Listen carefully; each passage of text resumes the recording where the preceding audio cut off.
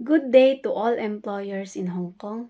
I am Marsa Humilan, 32 years old, single parent, blessed with two children ages 8 years old and 5 years old. My father is a farmer and my mother is a housewife. I have one brother and 6 sisters. I am from Hunduan, Ifugao, Philippines. I am college level.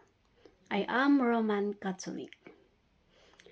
I work as local helper in the Philippines for 4 years.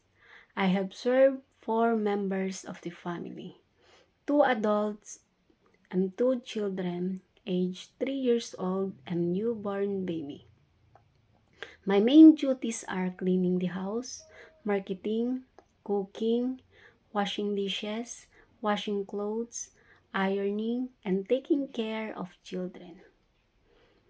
I decided to work in Hong Kong for the future of my family.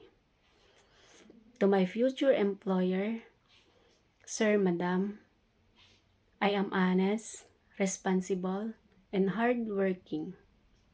I will do my best to serve your family, and I will treat your family as my own family too. I will follow all regulation and responsibilities that you give to me. Thank you and God bless.